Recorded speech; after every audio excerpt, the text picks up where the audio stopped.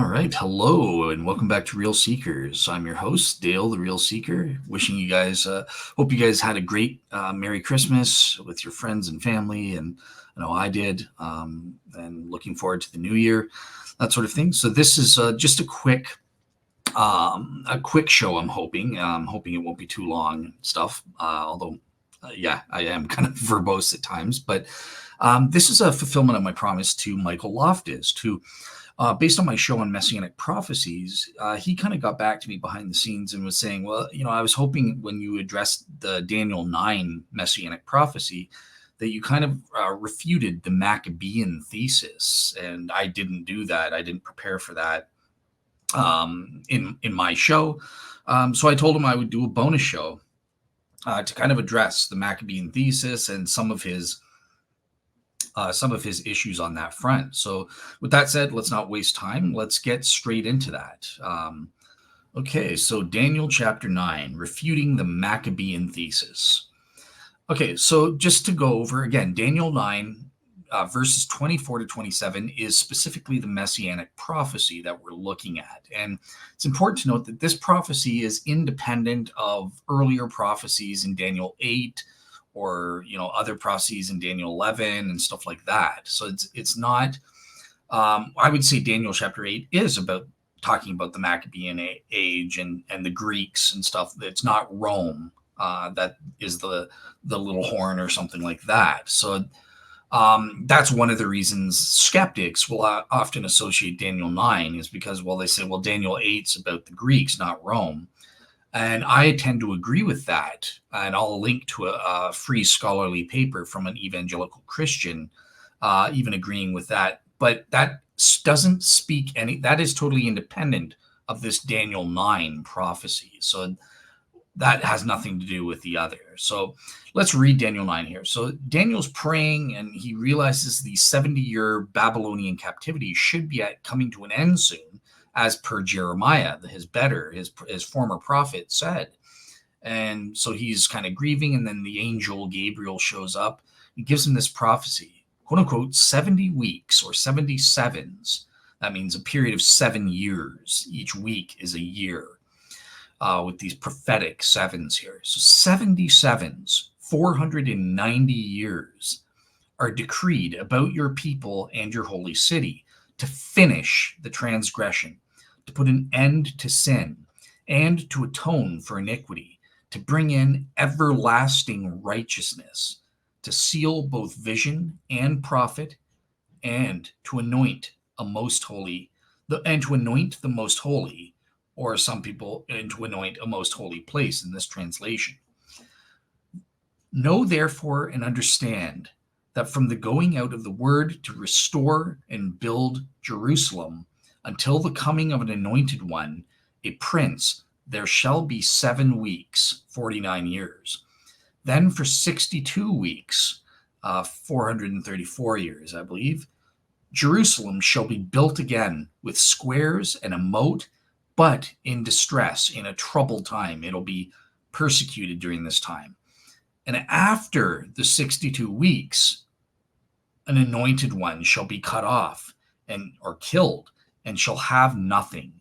And the people of the prince who is to come shall destroy the city and the temple.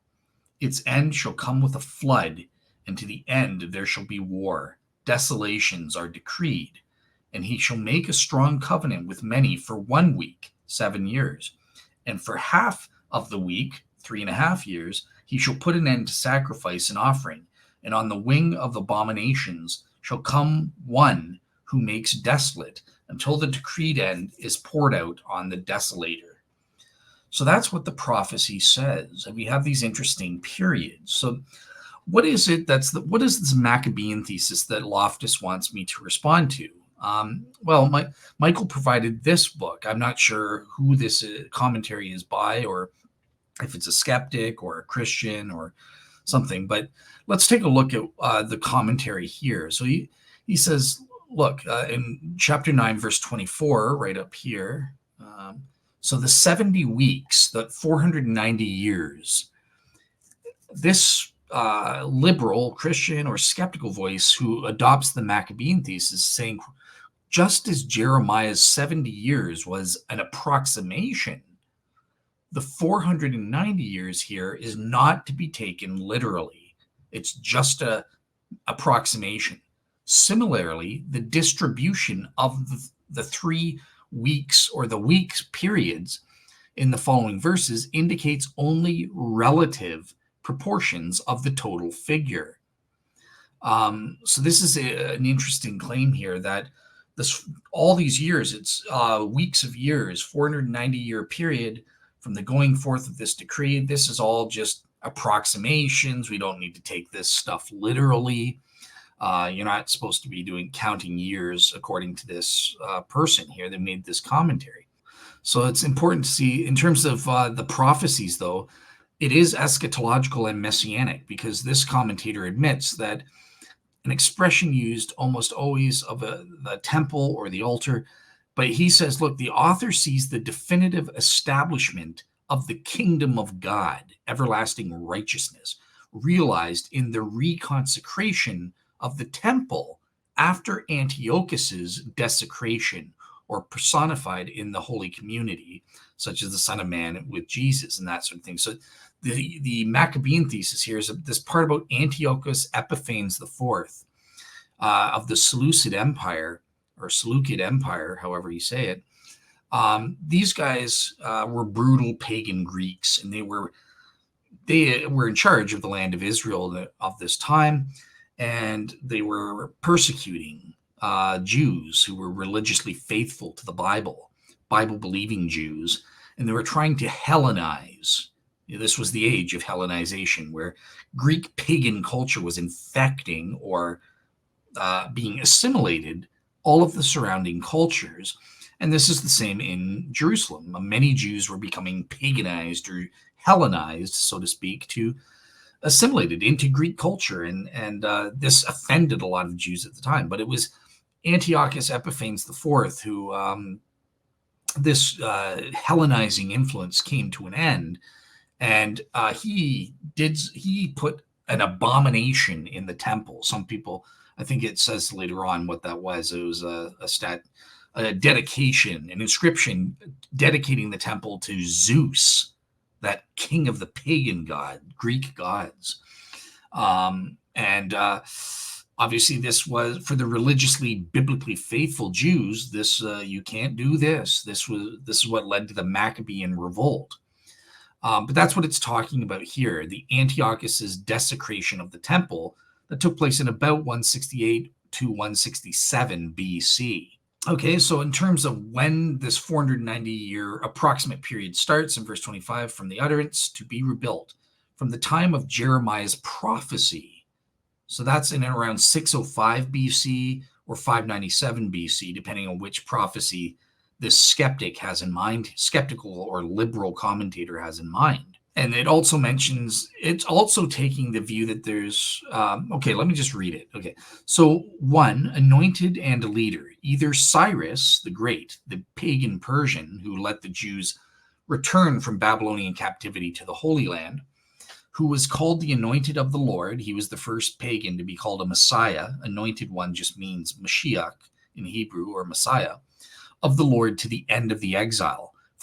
Or maybe it's the high priest Joshua, who presided over the rebuilding of the altar of sacrifice after the exile. The first period of the 7 weeks, this refers to 49 years, an approximation of the time of the exile. During 62 weeks, rebuilt. This is a period of 434 years, roughly approximating the interval between the rebuilding of Jerusalem after the exile and the beginning of the Seleucid persecution, the Hellenizing of Israel in the 170s and 160s BC. In terms of chapter 9, verse 26, this commentator says, and the anointed, the one that gets killed after the 7 and 62 week period, which is a period of 484 years, doubtless this is the high priest Onias III, who was murdered and killed in about 172 to 171 BC. This guy says 171. He was the anointed one. Every high priest is a Mashiach, is a Messiah, is a anointed one, which is what the word Messiah means. And this guy got killed during this period by one of Antiochus's agents. So this must be what this prophecy is saying, according to this liberal commentator. And it's from this which the author dates the beginning of the persecution, Onias's death. And interestingly, he says Onias was in exile when he was killed here. And who is this leader, this prince that killed him? Antiochus Epiphanes IV. And then finally, on verse 27, he gives his take 1 week. What does that mean? Well, the final phase of the period in view, the time of Antiochus's persecution, it is Antiochus himself who is this prince, this satanic guy destroying the temple and the city. And the many, who were they? Well, they were the faithless, Hellenized, paganized Jews who allied themselves with the heathen.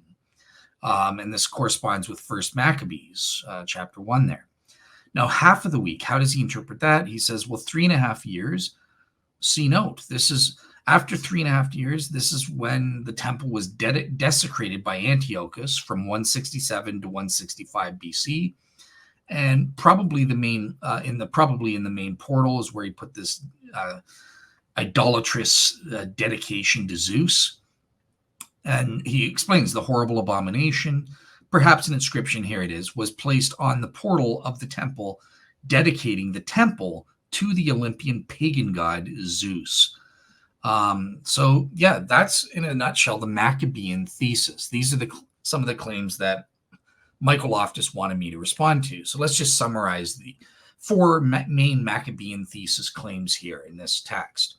1, none of the 3 periods of time making up the 70 weeks or 77s are meant to be taken as literal, but merely relative proportions of the total figure, and with the total itself meant to be nothing but an approximation. And obviously this liberal or skeptical commentator is assuming, well, they obviously screwed up the dates. They just got them wrong because they're primitive barbarian Jews who can't count properly.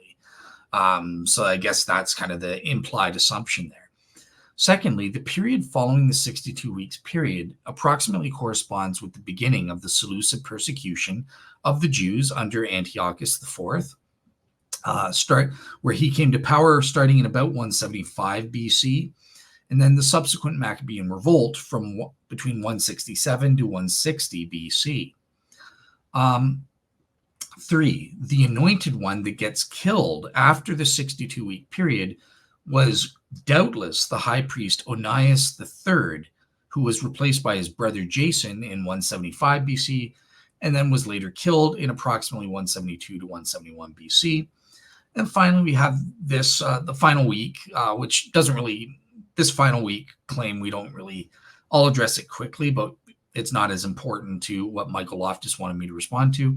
But anyways, there's also this claim that the final week begins in 167 BC with Antiochus setting up the pagan horrible abomination, which was this inscription to Zeus in the temple between 167 to 165 BC, sparking the Maccabean revolt. Okay, so what do we do by assessment? So let's look at the first claim here. None of the 3 periods, these are all meant to be just mere approximations. They're not meant to be taken literally. And on this front, from what I've seen from various Christian explanations or counters to this kind of skepticism, obviously there are various ways to go about it, including double fulfillment. Some Christians want to say, well, this is about Antiochus and it's about the Messiah and stuff like that. They appeal to double fulfillment. And I agree with Michael Loftus that double fulfillment is, it happens. It is a valid prophetic device that can happen biblically. I mean, God, there's nothing against double fulfillment. God can use that. But it's not satisfying. So I think, we would want to look as Christians, is there a way to rule it without appeal to double fulfillment to solve this? And the best that I've seen against this claim that the things are just metaphorical approximations, and instead they're literal, these years are meant to be literal, is an argument that I found from an evangelical Protestant biblical scholar and archaeologist. And he argues that, well, look, these 77s are meant to be interpreted in light of the context of the sabbatical year observance principle in the Bible. So look at 2 Chronicles chapter 36, verses 19 to 23. And we say, then they burned the house of God and broke down the wall of Jerusalem and burned all its fortified buildings with fire and destroyed all of its valuable articles. It's talking about the Babylonians destroying the city of God in the first temple. Those who had escaped from the sword, he carried away to Babylon, Nebuchadnezzar did. And they were servants to him and to his sons until the rule of the kingdom of Persia, to fulfill the word of the Lord by the mouth of prophet Jeremiah, until the land had enjoyed its Sabbaths. All the days of its desolation, it kept Sabbath until 70 years were completed. So note, these last two passages directly and explicitly connect the Jews' neglect of the sabbatical year observance as commanded in the Old Testament and in the Torah, and their exile from Babylon for a period of 70 years, which is the equivalent of 10 sabbatical year cycles, because that's a 7-year cycle, right? 70 sabbatical year cycles. So that's 10 times 7 equals 70 years. So this is an often neglected aspect here. And it's important to note the burning of the temple, which was an essential aspect of the quote unquote desolation prophesied, is known to have taken place on Aviv 9, or July 29th, 587 BC. And that's just about 2 months before the next agricultural year would have begun on Tishri 1st, or September 18th, 587 BC. So there's the already desolated land began to quote unquote enjoy its Sabbaths as of the start of Tishri 587, because bad satanic Jews who weren't following the Bible, they were taken in exile out of the land was destroyed. And so finally the land can breathe. It's no longer polluted by these unbelieving Jews and stuff like that. They've been punished by God and taken to Babylon in the exile. So yeah, a couple months later, this is the first time the land is said to quote unquote enjoy its Sabbaths again in Tishri 1st, 587 BC. And this has the 70th year of land rest being completed on Elul 29th, or September 17th in our calendar, 516 BC. Now, since the rebuilt temple was dedicated just 6 months after that, on March 12th, 515 BC, according to Ezra chapter 6, verse 15, it appears that we should understand the destruction of the temple as an integral part of the land's desolation prophesied here by Jeremiah. And that is a fundamental spiritual component. So this is important to note. The prophecy isn't just when it's prophesying desolation. It's not just about physical destruction. It's more crucially and more importantly about the spiritual component, the spiritual desolation. And this fact emphasizes that the sabbatical year's significance was fundamentally a spiritual matter. It was a sign of the people keeping a covenant, their Old Testament Abrahamic covenant and Moses' covenant with God.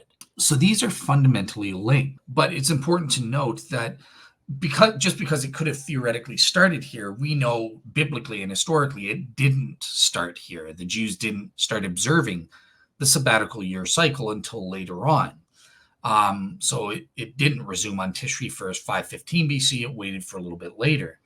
And that's what the evidence indicates in terms of the counting of sabbatical year cycles didn't resume until after Ezra's return to the Holy Land, just because the people really hadn't yet returned in a spiritual sense. The land hadn't been restored as per Daniel 9. So there had to be both the physical and the spiritual return in order for the desolation to be fully lifted. And this is a fundamental aspect, this key here about the spiritual restoring of Daniel chapter 9, verse 25, and how that was delayed after the 70-year period. Another matter which must be taken into consideration is that sabbatical years of the post-exilic period had to be reset. And this took place, again, when the Jews returned to the land under Ezra. And that's just a biblical fact kind of thing, according to what the book of Ezra tells us. And the reason for this is that the counting was interrupted during the exilic period, during that 70-year period when the Jews were in Babylon. They didn't follow the sabbatical year cycles. Those only had to be followed when you're in the land itself. And that's in Leviticus 25, verse 2. So to any ancient Jews, I think the best interpretation of the weeks of Daniel 9:25, how the Jews in Daniel's day would have read this, were the periods of 7 years. And this would immediately bring to mind the sabbatical year, 7-year sabbatical year cycles that the Lord established in Exodus and Leviticus. Okay, so the weeks as sabbatical year cycles. Now, some skeptics will say, well, in the first place, there's this breakup, right, of 7 sevens and then 62 weeks of years. So 49 years and 434 years. And this is the way modern Jews read this interpretation. And that's why they say, well, there's 2 messiahs. And when I gave my presentation on Louis Dizon's 1P3 show, I just, for the sake of argument, granted to the Jews, fine, whatever worst case scenario for the Christian. You want to say there's 2 anointed ones or 2 messiahs prophesied, one after 49 years, one after 62 years, great, grand, and groovy. I'll grant you that. And it's still my circumstantial argument for Jesus as the Messiah who gets killed still works out. But we come to the more important, but is that the proper interpretation? And I would say no.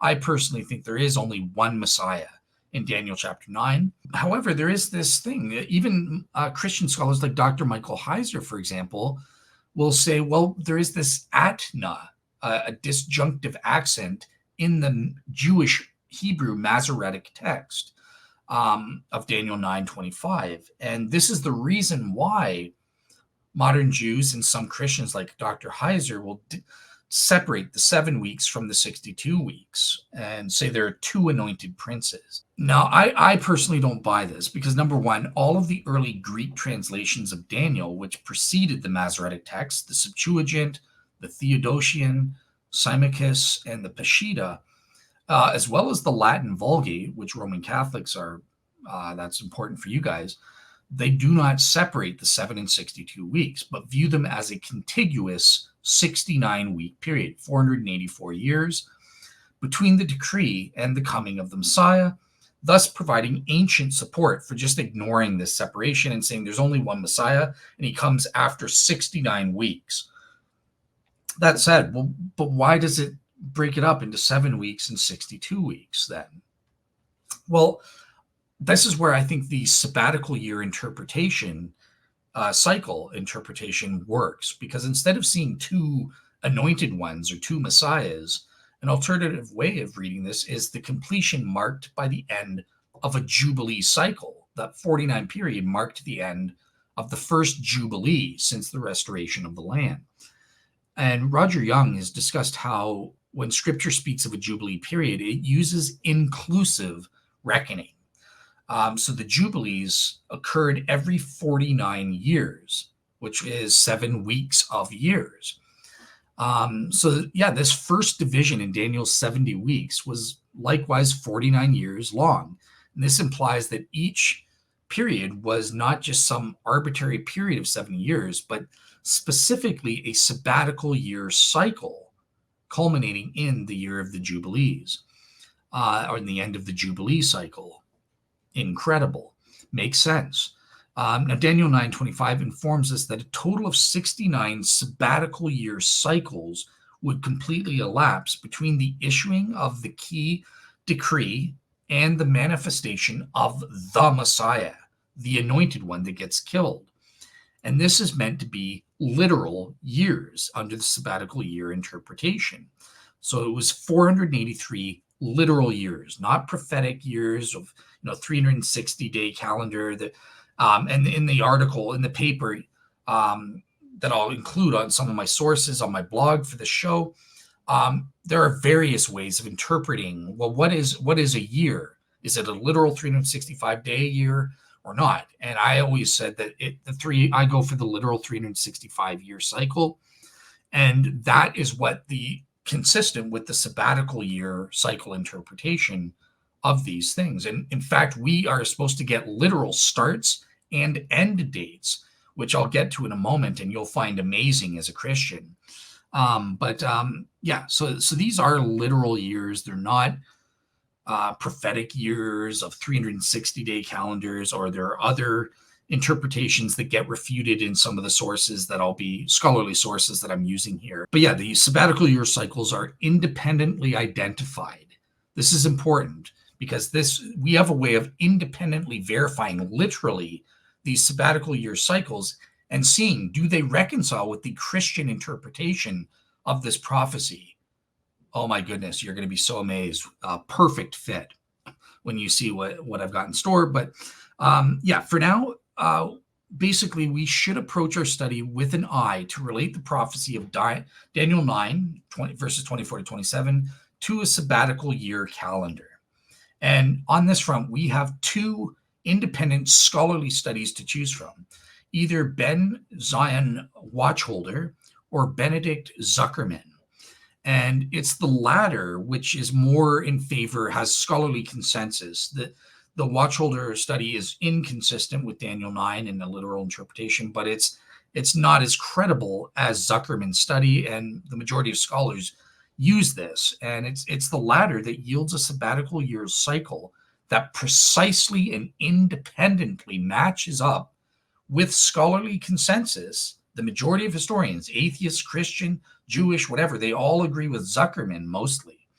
And that is just subsequently reaffirmed and matches with the Daniel 9 prophecy. So let me just give you a little glimpse of that. So this is based on Zuckerman's scholarly dates. If we go to the start date, okay, well, you'll see this is what I'm talking about, and we'll come back to this when you see how the dates precisely match. But he's got all of the sabbatical year cycles, and this is what the majority of secular historians and scholars agree with. Basically, there are multiple possible candidates for the beginning of the 70 weeks period. And in order to see how the sabbatical year cycle interpretation can independently verify our Christian interpretation of Daniel chapter 9, we have to figure out, well, when did it start? And this is what I presented in the show with Louis Dizon and Michael Loftus, right? So the liberal commentator here, he says he goes for number one, Jeremiah's prophecy. When he received the 70-year prophecy about the Babylonian exile prior to, either in 605 BC or in 597 BC, he says that was the issuing forth of the decree. That was the start of the 490-year period. But it's important to note, virtually no scholars go for this as the start period for the Daniel 9 prophecy. Number one, it just doesn't make any sense at all. A prophetic utterance is not an official edict or decree from an emperor, from a king. And that's what the prophecy demands. So this reinterpretation, revisionist history, where we say, well, maybe Jeremiah's prophecy is some kind of spiritual decree or something like that. That's not what the Daniel 9 has in mind. It is a literal earthly kingly decree that is being prophesied here, that is being spoken of in this Daniel 9 prophecy. So this right away is a failure. And again, virtually no scholars see this as the start. Number one, it's not a decree to restore the city at all. It was prophetically uttered before the city was even destroyed in the first place. And secondly, the years, if you take the 2 or 3 periods, whatever you want, there are zero significant literal historical correlations with the Maccabean period. For example, let's take the latest date to help out the skeptics, 605 BC. If that's the start of the 490-year period, and we subtract the first 7 plus 62 weeks, which is 483 years, we come out to 122 BC. That's even with no gaps or anything. Too late. 40 years after the Maccabean Thesis. And the Maccabean revolt or the time of Antiochus or Onias III, and therefore we can rule this out. And obviously that's why the liberal commentator that Loftus gave me to respond to has to, don't take it literally. They're just approximations. Don't pay attention to those literal years, right? That's why he has to, because otherwise the dates just don't work. But if my sabbatical year cycle interpretation is correct, then you've just been destroyed. No, because they are literal years. In fact, we have the exact day this prophecy started and the exact day this prophecy was meant to end using the sabbatical year cycles. Okay, secondly, there was also the decree of Cyrus recorded in the Bible. This is an official decree, but it only referred to the temple. Then there was thirdly the decree of Darius, again, only reiterated Cyrus's previous decree and spoke of the temple only, not the city. Fourthly, the decree of Artaxerxes I in 457 BC, and my scholarly sources determined that it was 457, not 458, as some scholars would argue it was 1 year earlier.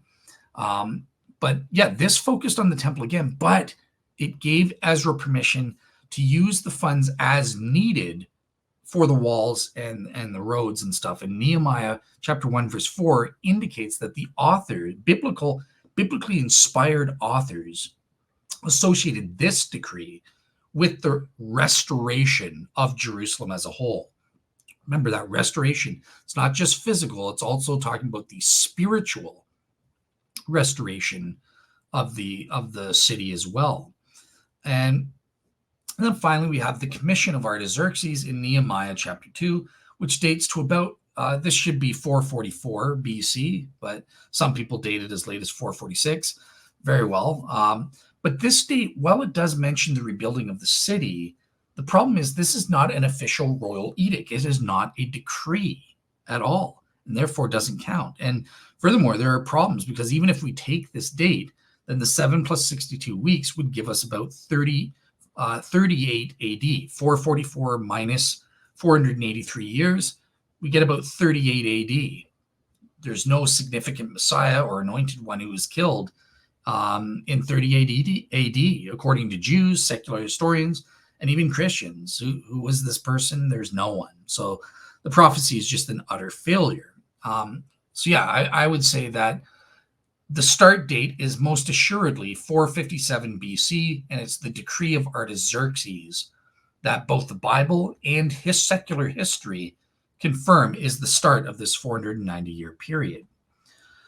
Now, what are some reasons to favor this 457 decree beyond what we've just said? Well, as I said, number one, Ezra was given permission to use the funds as needed, and he used these to rebuild the walls of the city.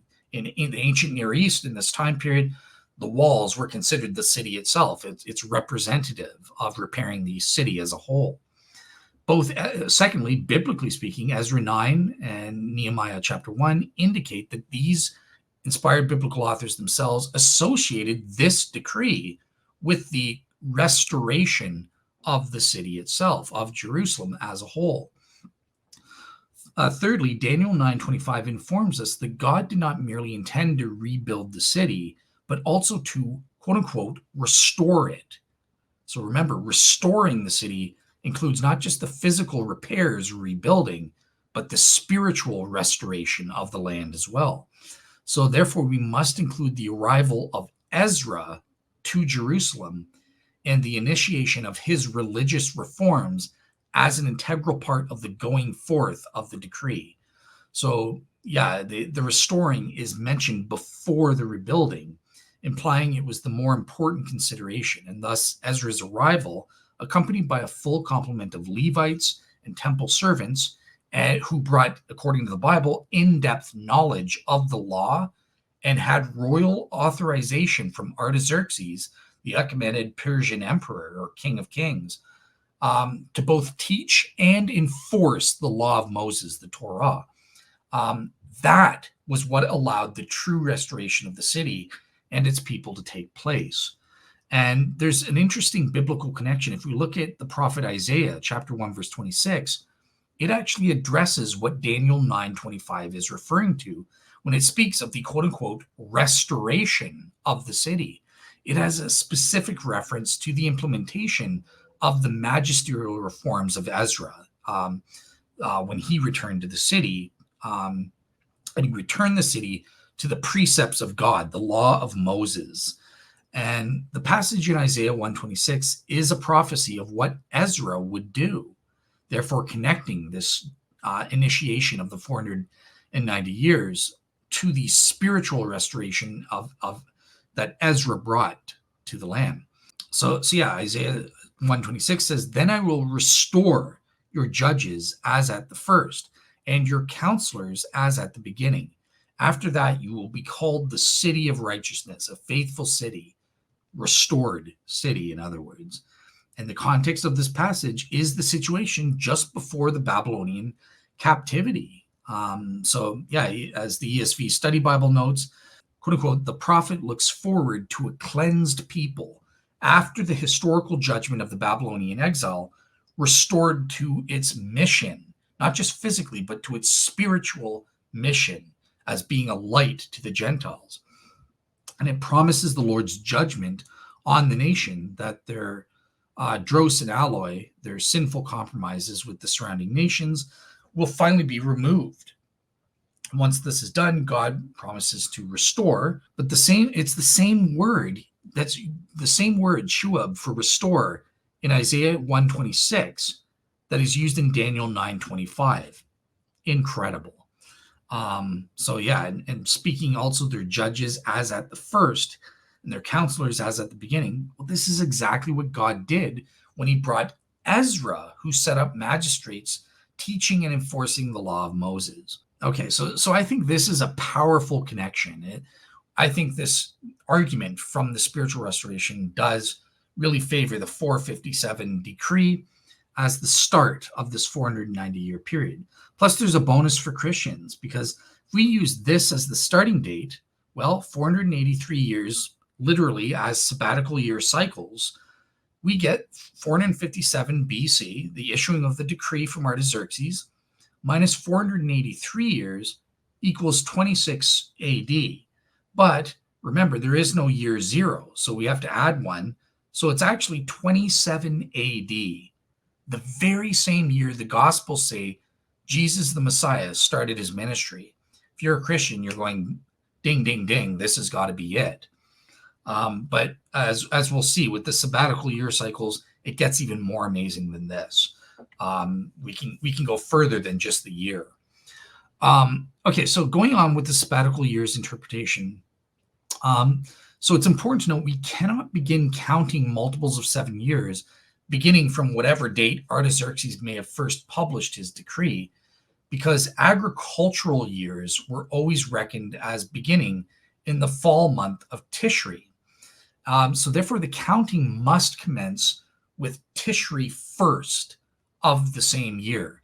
So it means the cycles started on a specific day, Tishri 1st, 457 BC, because that's the sabbatical year cycle start date. The agricultural-based year started and got underway. And so that means that the first year, the first sabbatical year cycle, was completed on Tishri 1st, 456 BC.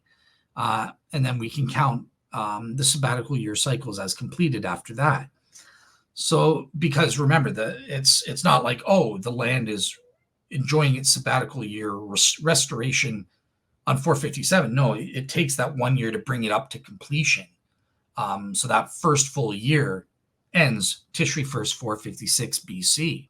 Yeah, the high priest prior to Ezra's return or arrival, they mostly paid attention to getting the temple rebuilt and reinstituting temple-based sacrifices. That was what was most important to them. So they weren't following the sabbatical year or agricultural year cycle, and they weren't observing every seventh year giving the land a rest. It was only after Ezra, the priest and scribe, came and began to teach and admonish the people that full obedience to all of the law of Moses was once again required and insisted upon.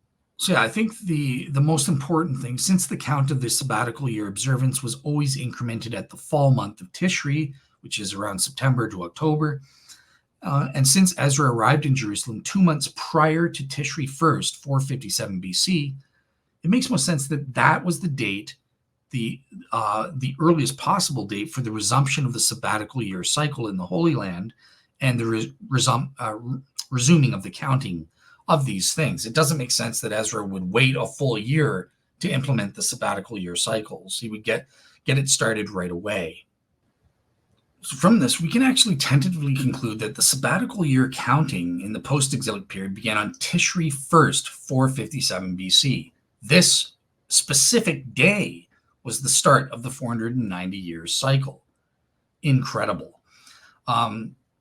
So yeah, just and like I said, we can actually confirm this using Zuckerman's pattern. Going back to the table, you see everything lines up here with Zuckerman here. Here are the cycles. Look at this. Bada boom, bada bing. 457 BC matches up perfectly, going all the way down to the time of the Messiah with these sabbatical year cycles. 27 AD, time of Jesus. Perfect, amazing, incredible. So yeah, I think this sabbatical year interpretation is the way to go, and we can get specific days. It's incredible.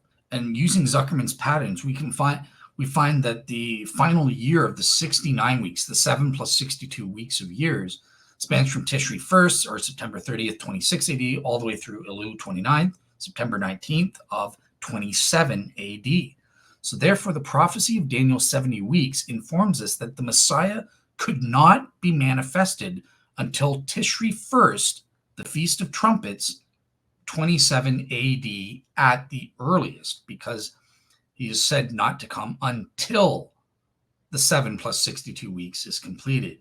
Okay, so let's continue on here. So in terms of the second question issue here in this commentary, it's important to note that the word until is emphasized above because it is critically important to a correct understanding of what Daniel's saying in verse 26 and 27.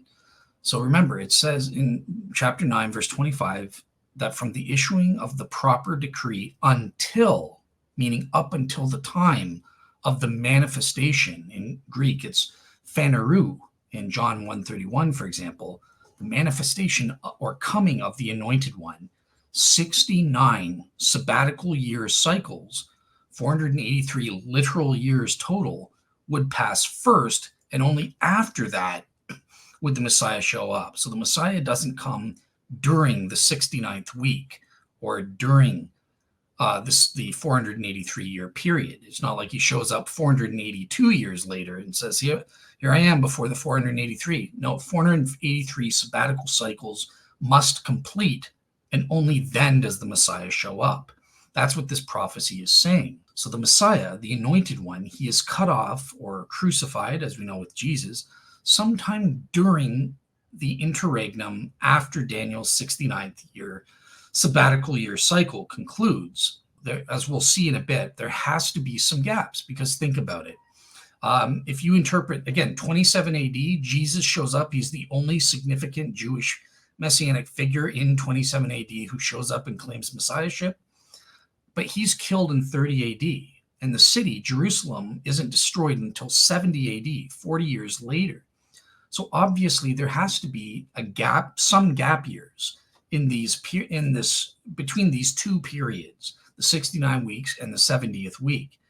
There has to be a gap, or else you have to just say there's a Bible prophecy error. It's important to note that when it says the prince who is to come and destroy the city in Jerusalem, okay, that uses the word he to describe that part. But then it says the one, it switches from he to the one who makes desolate.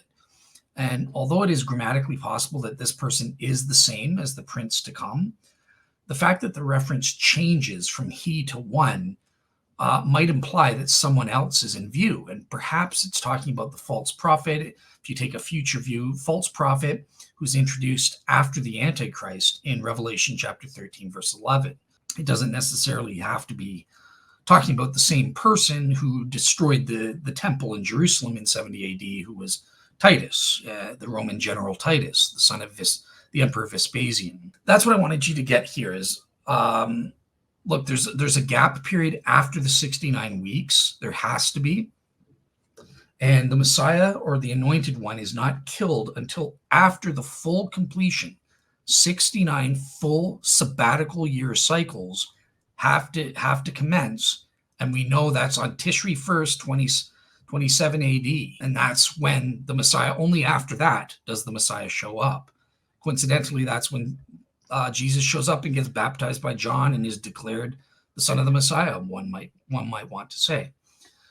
Okay, so going to the fourth objection to deal with the final week. Again, this isn't as much to do with the Maccabean Thesis, although some people try to say that Antiochus is this prince who is to come, and because the prince who is to come is the same as this one during the 70th week, they link it to the Maccabean period. Yeah, so this leaves the one more week in the prophecy, and we know that there has to be some gaps, some level of gaps, at least between 25 and 36 years, I believe it is, when you calculate it in reverse order. We know Jerusalem, the temple, was destroyed in 70 AD. Well, if you subtract 1 week, or 1 week of years, we arrive at 63 AD. 63 AD minus 483 years. Again, remembering there's no zero AD year. That gets us to 421 BC. That's too late. There are no decrees, and we know that the decree started in 457 BC. So there has to be at least 25 to 36 years of a gap, at least, or more, involved in interpreting this prophecy. What does it say during this final week? Desolations are included in this period as well. Now, by analogy with the desolations following the Babylonian exile that we learned about in Isaiah and Jeremiah, these did not end until after the temple was rebuilt by Zerubbabel. And it can be argued that in our own day, the land of Israel remains in a state of desolation because many Jews are still scattered in the diaspora among the nations, the Goyim, the Gentiles.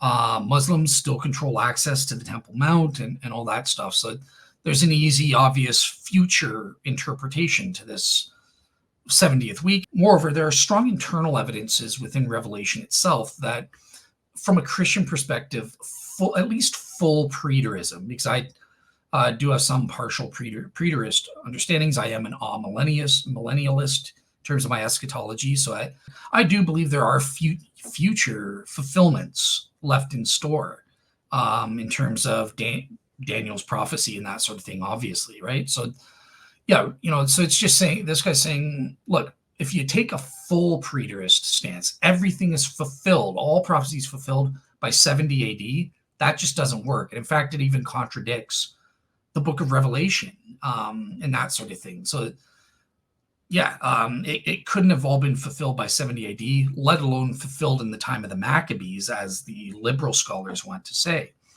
For example, John declares that Revelation was both a vision and a prophecy in the book.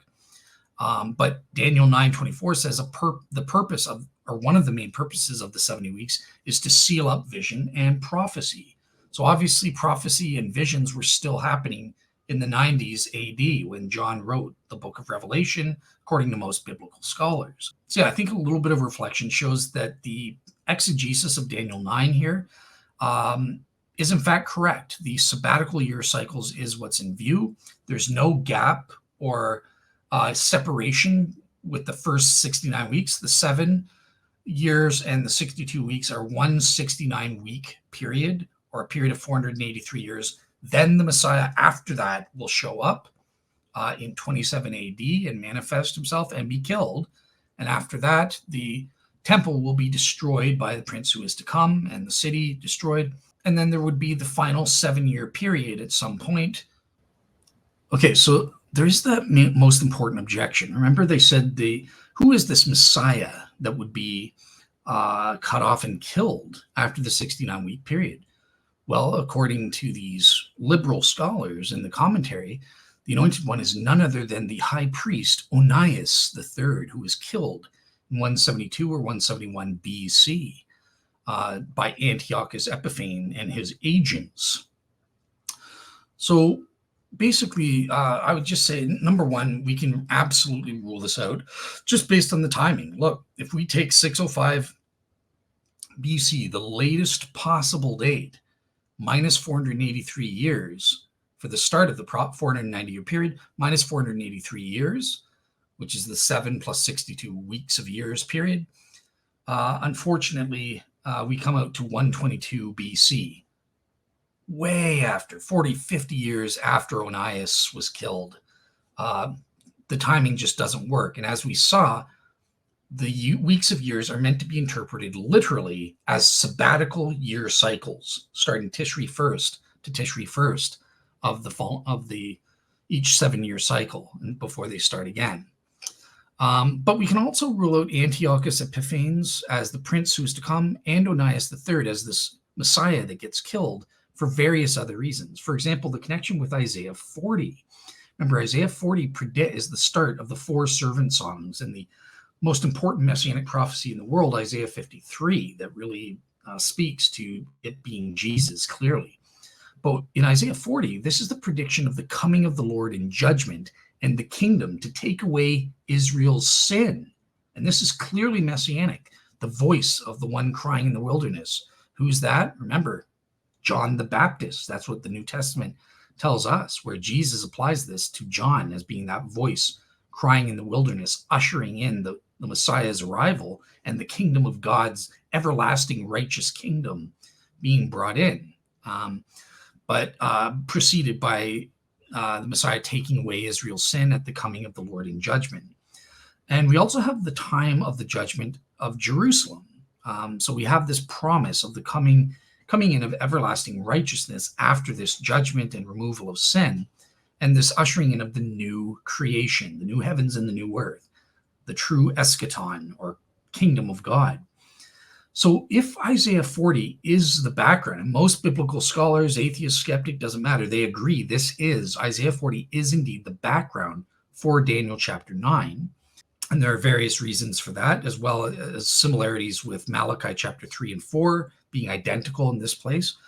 But since Isaiah 40 foretold the ministry of John preceding the 70 AD coming of Christ in judgment and the taking away of Israel's sin, it must be true that Daniel 9 foretold that same day of salvation is referring to the same day of the Lord that Isaiah 40 is talking about, which talks about this taking away of Israel's sin. I think that this fits Jesus. This does not fit, as we'll see, Onias III in any way. He doesn't take away Israel's sin, as we'll see, and he doesn't bring in or usher in everlasting righteousness. Quite the opposite, in fact. But secondly, Onias III as the anointed one doesn't work because it's claimed that the high priest at the time, Onias III, who was killed, fulfills this. But number one, he was murdered in 172 or 171 BC. So just historically speaking, and chronologically speaking, look, he fled Jerusalem. He was no longer the high priest. He was replaced by his brother Jason, who was an evil high priest, and by Antiochus in 175 BC, and then he fled Jerusalem to escape the wrath of Antiochus, and he died in exile outside of Jerusalem. Even Loftus's skeptical source admits this. If we go back quickly to take a look at that, even right here, the high priest Onias III murdered in 171 BC, from which the author dates the beginning of the persecution. Onias was in exile when he was killed. So even this liberal commentator is admitting the historical facts. And that, unfortunately, rules him out entirely as being a proper candidate for the fulfillment of this verse. The high priest, it's too late. I mean, Onias III did not rededicate the temple after its defilement by Antiochus in 168. Again, 168 BC, the prince of Jerusalem defiled the temple and that sort of thing. But the Messiah, Onias III, was already dead by that point. He died a full 3 years before Antiochus even defiled the temple. So how did Onias III in his death usher in everlasting righteousness or take away the sins of Israel? Chronologically and historically speaking, it just doesn't work. He can't be the anointed one. He didn't accomplish the taking away of Israel's sins through his actions. He did not make atonement. He did not establish everlasting righteousness. And he didn't anoint the most holy place in any single way. Now, it has to be admitted, Onias was probably the last good high priest, right? He was certainly respected for resisting the pagans and the Hellenizing influences of Antiochus and that sort of thing, and preserving respect for the Bible and God's laws and ways.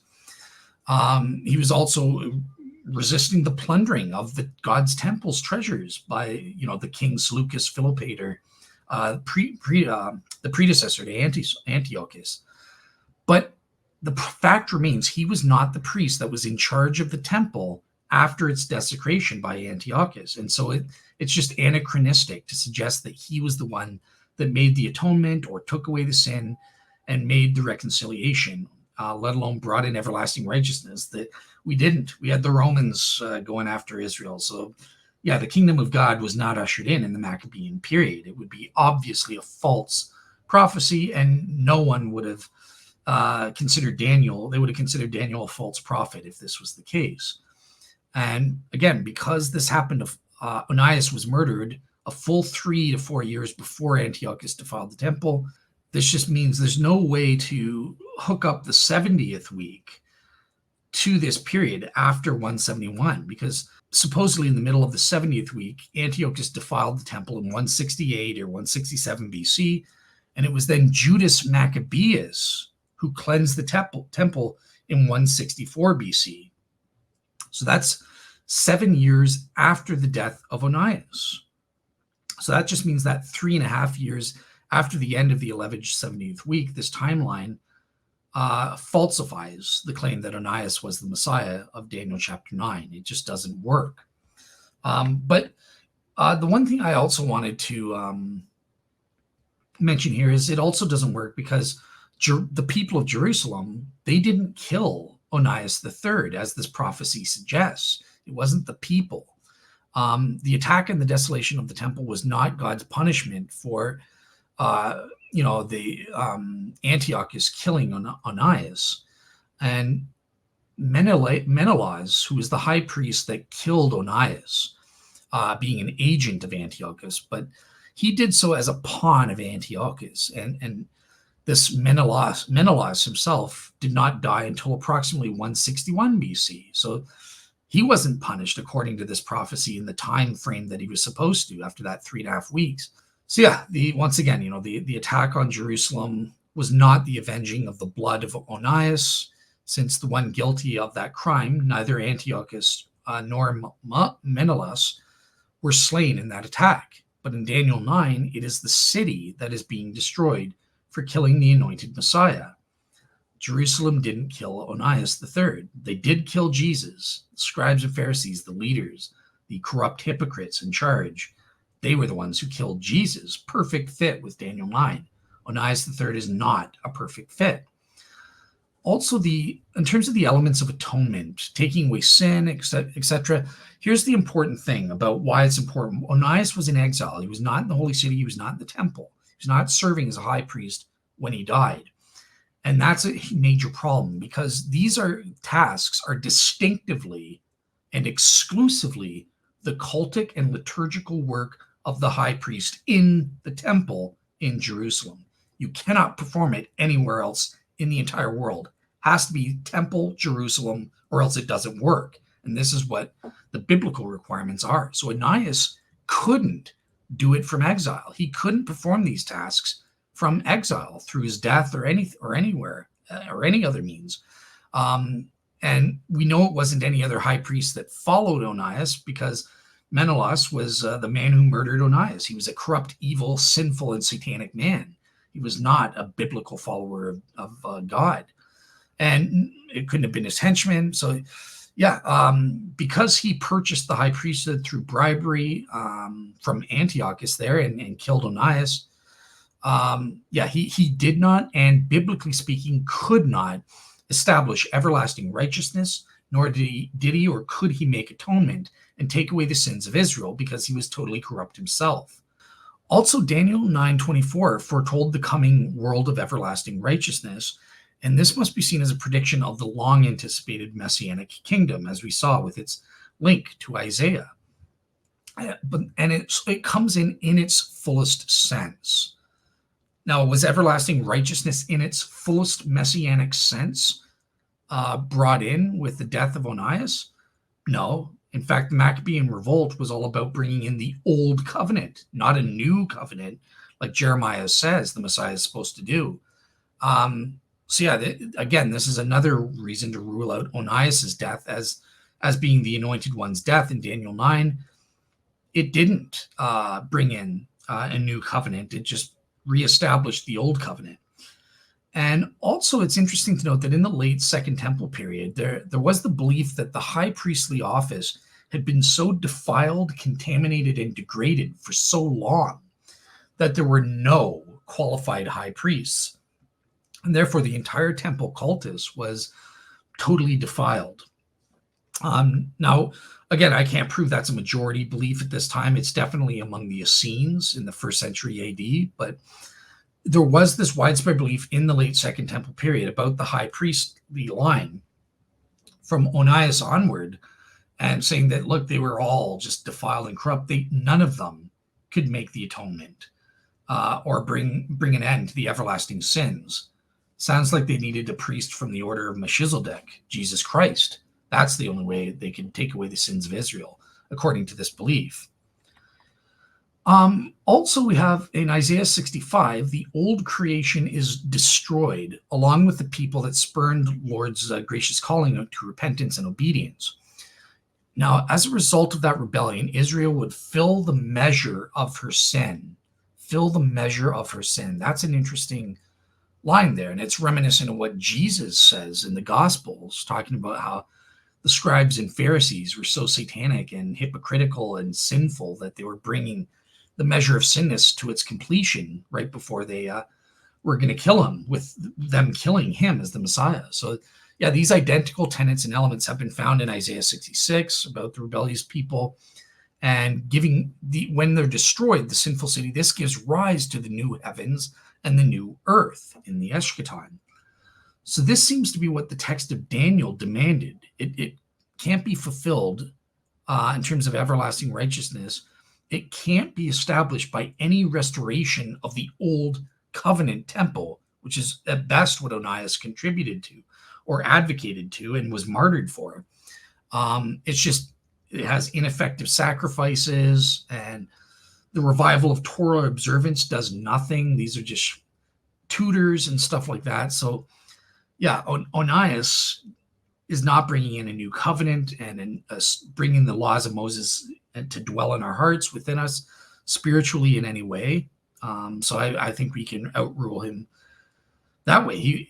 Onias III, as well as every other high priest, they just couldn't. They were disqualified automatically, and biblically speaking. They didn't and couldn't bring in the new heavens and the new earth by trying to reestablish the Old Testament or the old Moses law and that sort of thing. There had to be something new, better, superior, spiritually superior, where it was written on our hearts, that new covenant that Jeremiah 31 speaks of and that Jesus brought in, kind of thing. So, yeah, that's it for the presentation. That's why I think we should not think that Onias III is the anointed one. I don't think the claims from this liberal commentator are very persuasive at all. And I think there's something interesting here with the sabbatical years that interpretation makes a lot of sense to me. That's why I wanted to present that view. And I will include links to the more in-depth scholarly level sources so you can get more details about how exactly that works, how that interpretation is argued for. I've just provided a very quick snippet here for you guys. But